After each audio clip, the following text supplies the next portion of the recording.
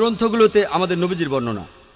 আসুন দেখি বৌদ্ধ ধর্মগ্রন্থগুলোতে আমাদের নবীজি সম্পর্কে কি বলা হয়েছে। প্রায় সব বৌদ্ধ ধর্মগ্রন্থে আছে যে ভবিষ্যতে একজন মাইত্রী আসবেন। আর চিক্কবতী সিংহনাথ সুতান্তাতে বলা হয়েছে ডি 1176 বলা হয়েছে যে আরেকজন বুদ্ধ আসবেন, তার নাম মাইত্রী, যিনি পবিত্র, যিনি সবার উপরে, যিনি আলোকপ্রাপ্ত, যিনি খুব জ্ঞানী আর বিনয়ী, যিনি মঙ্গলজনক, যার রয়েছে বিশ্বজগতের জ্ঞান। তিনি অলৌকিকভাবে যে জ্ঞান আরোহণ করবেন সেটা পুরো পৃথিবীতে প্রচার করবেন। তিনি একটা ধর্ম প্রচার করবেন যে ধর্মটা শুরুতে গৌরবময় থাকবে, চরম সময়ে গৌরবময় থাকবে, আর শেষেও গৌরবময় থাকবে। তিনি একটা জীবন দর্শন প্রচার করবেন যেটা হবে সত্য এবং পুরোপুরি সঠিক। তার সাথে কয়েক হাজার সন্ন্যাসী থাকবে, যেখানে আমার সাথে কয়েকশো সন্ন্যাসী থাকে। এই কথাটা আরো বলা হয়েছে সেক্রেড বুক অব স্টে 35 নম্বর খণ্ডের 225 নম্বর পৃষ্ঠায়। একজন মাইত্রী আসবেন যার কিছু বিশেষ বৈশিষ্ট্য আর গুণ থাকবে। এরপরে বলা হয়েছে যে তিনি হাজার হাজার মানুষকে নেতৃত্ব দেবেন, যেখানে আমি নেতৃত্ব দিয়েছি কয়েকশো মানুষকে। এরপরে আরো আছে গসপেল অফ বুদ্ধায় 217 ও 218 নম্বর পৃষ্ঠায় যে আনন্দ বুদ্ধকে প্রশ্ন করলেন যে হে আশীর্বাদ প্রাপ্ত, আপনি যখন চলে যাবেন কে আমাদের পথ দেখাবে? তখন গৌতম বুদ্ধ উত্তরে বললেন, আমি এই পৃথিবীর প্রথম বুদ্ধ নই, এমনকি শেষ বুদ্ধ আমি নই। ভবিষ্যতে আরেকজন বুদ্ধ পৃথিবীতে আসবেন, যিনি পবিত্র, যিনি সবার উপরে, যিনি আলোকপ্রাপ্ত, যিনি খুব জ্ঞানী আর বিনয়ী, যিনি মঙ্গলজনক, যার রয়েছে বিশ্বজগতের জ্ঞান। তিনি প্রচার করবেন একটা ভালো ধর্ম। তিনি যে ধর্ম প্রচার করবেন সেটা শুরুতে গৌরবময় থাকবে, চরম সময়ে গৌরবময় থাকবে, আর শেষেও গৌরবময় থাকবে। তিনি যে ধর্ম প্রচার করবেন তার ভিত্তি হবে সত্য, আর সেটাই হবে সঠিক জীবন দর্শন। আর তার থাকবে হাজার হাজার শিষ্য, যেখানে আমার ছিল মাত্র কয়েকশো শিষ্য। বুদ্ধের প্রধান শিষ্য আনন্দ তাকে প্রশ্ন করলেন, আমরা তাকে কিভাবে চিনব? বুদ্ধ উত্তর দিলেন, সেই লোকের নাম হবে মাইত্রী। মাইত্রী অর্থাৎ ক্ষমাশীল, স্নেহময়, দয়ালু, করুণাময়। এই শব্দটার আরবি করলে হবে রাহমা। আল্লাহ পবিত্র কোরআনে বলেছেন, সূরা আম্বিয়ার 107 নম্বর আয়াতে উল্লেখ করা হয়েছে, ওয়ামা আরসালনাকা ইল্লা রাহমাতুল লিল আলামিন, আমি তো তোমাকে পাঠিয়েছি শুধুমাত্র বিশ্বজগতের প্রতি রহমত হিসেবে, জীবজগতের প্রতি রহমত হিসেবে, পুরো মানুষ জাতির প্রতি রহমত হিসেবে। এই রাহমা শব্দটা আর এর সমার্থক শব্দ ক্ষমা, এটা কোরআনে আছে সব মিলিয়ে 409 বার। আর কোরআনের প্রত্যেক সূরা, শুধুমাত্র 9 নম্বর সূরা তাওবা বাদে, প্রত্যেক সূরার শুরুতেই আছে বিসমিল্লাহির রহমানির রহিম, দয়াময় পরম দয়ালু আল্লাহর নামে শুরু করছি। তাহলে বৌদ্ধ ধর্মগ্রন্থগুলোতে মাইত্রী নামে একজনের ভবিষ্যৎবাণী করা হয়েছে, যিনি আসলে আমাদের নবীজি সাল্লাল্লাহু আলাইহি সাল্লাম। ভবিষ্যৎবাণী আরো অনেক আছে। আছে sacred book of the stay 11 নম্বর খণ্ডের 36 নম্বর পৃষ্ঠায়, মহাপরিনির্বাণ সুত্তা 2 নম্বর অধ্যায়ের 32 নম্বর অনুচ্ছেদে বলা হয়েছে যে গৌতম বুদ্ধের ক্ষেত্রে তার কোনো প্রকাশ্য অথবা গুপ্ত শিক্ষা ছিল না। হে আনন্দ, তথাগতরা অথবা শিক্ষকরা মুঠোবন্ধ করে রাখবে না, জ্ঞানটা তোমাদের নিজের কাছে রেখে দেবে না, এটা প্রচার করতে হবে। আমরা জানি মুহাম্মদ সাল্লাল্লাহু আলাইহি সাল্লাম আল্লাহর কাছ থেকে ওহী হিসাবে যা পেয়েছিলেন সেটা সবার জন্য প্রচার করেছেন, আর সাহাবাগণকে বলেছেন এগুলো মানুষের কাছ থেকে লুকিয়ে রেখো না, মানুষের মাঝে এগুলো প্রচার করো। এই ভবিষ্যৎবাণীতে এটাই বলা হয়েছে, এখানে প্রকাশ্য বা গুপ্ত কিছুই নেই, সবকিছুই মানুষের মাঝে প্রচার করতে হবে।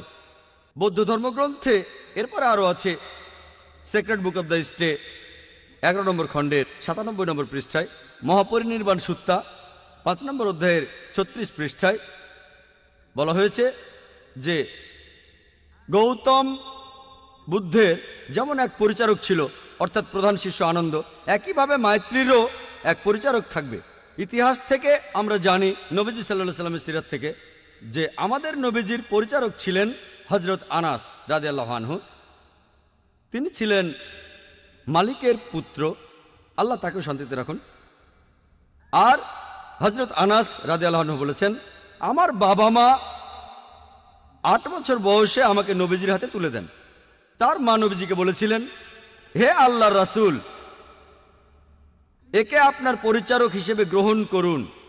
আর হযরত আনাস রাদিয়াল্লাহু আনহু বলেছেন যে নবীজি সাল্লাল্লাহু আলাইহি সাল্লাম তাকে দেখতেন নিজের ছেলের মতোই। আর আমরা জানি হযরত আনাস রাদিয়াল্লাহু আনহু সবসময় নবীজির সঙ্গে থাকতেন। শান্তির সময় থাকতেন, যুদ্ধের সময়ও থাকতেন, নিরাপত্তার সময় থাকতেন, বিপদের সময়ও থাকতেন।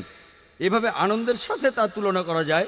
যখন গৌতম বুদ্ধের দিকে একটা পাগলা হাতি তেড়ে আসলো, আনন্দ তখন বুদ্ধের সামনে গিয়ে দাঁড়িয়েছিলেন। আমরা জানি একইভাবে হযরত আনাস রাদিয়াল্লাহু আনহু উহুদের যুদ্ধের সময়, তার বয়স 11 বছর, সেই যুদ্ধে যখন শত্রুরা নবীজিকে ঘিরে ফেলল, হযরত আনাস রাদিয়াল্লাহু আনহু নবীজির পাশে ছিলেন।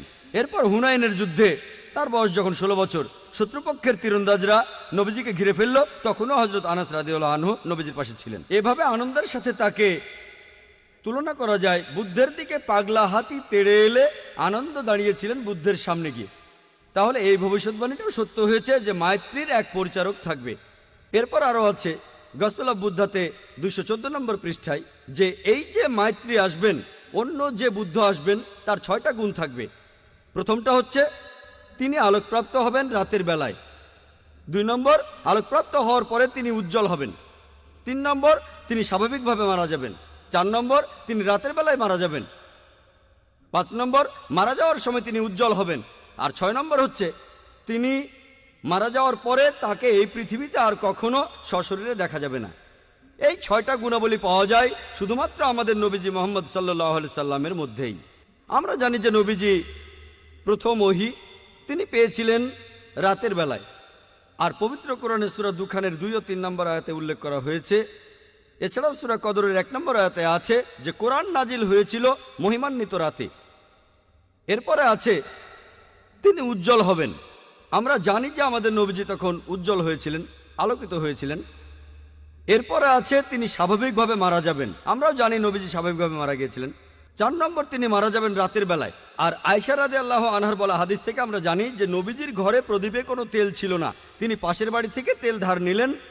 অর্থাৎ নবীজি মারা যাওয়ার সময় তখন রাত ছিল। এরপরে আছে যে তিনি মারা যাওয়ার সময় উজ্জ্বল হয়ে যাবেন। আর হযরত আনাস রাদিয়াল্লাহু আনহু বলেছেন যে নবীজি মারা যাওয়ার সময় খুব উজ্জ্বল ছিলেন। এর পরেরটা হলো মারা যাওয়ার পরে তাকে আর কখনো সশরীরে দেখা যাবে না। আমরাও জানি যে নবীজি সাল্লাল্লাহু আলাইহি সাল্লাম সশরীরে আর ফিরে আসবেন না। মদিনায় তার রওজা রয়েছে, তাকে সশরীরে আর কখনো দেখা যাবে না।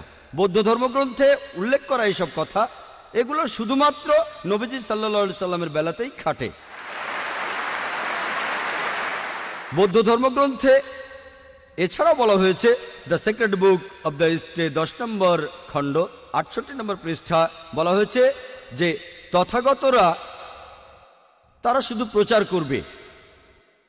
অর্থাৎ যে বুদ্ধরা আসবেন তারা শুধু প্রচার করবেন। আর আল্লাহ বলেছেন সূরা গাশিয়ার 21 নম্বর আয়াতে উল্লেখ করা হয়েছে ফাযাক্কির ইন্নামা আনতা মুযাক্কির। আল্লাহ নবীজিকে বলছেন তোমার কাজ ধর্ম প্রচার করা, হেদায়েত করা, সেটার মালিক আল্লাহ সুবহানাহু ওয়া তাআলা।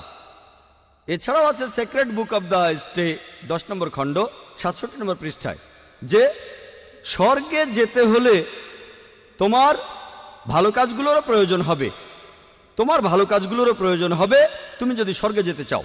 আল্লাহ কোরআনে বলছেন সূরা আসরের 1 থেকে 3 নম্বর আয়াতে ওয়াল আসর ইন্নাল ইনসানা লাফি খুসর ইল্লাল্লাযিনা আমানু ওয়া আমিলুস সলিহাতি ওয়া তাওয়াসাউ বিল হাক্কি ওয়া তাওয়াসাউ বিস সবর। অর্থাৎ দুর্ভোগ তাদের যারা সামনে ও পেছনে লোকের নিন্দা করে, তারা বাদে যাদের বিশ্বাস আছে, ন্যায়নিষ্ঠতা আছে, যারা মানুষকে সত্যের পথে আনে, যারা মানুষকে ধৈর্য আর অধ্যবসায়ের পথে আনে।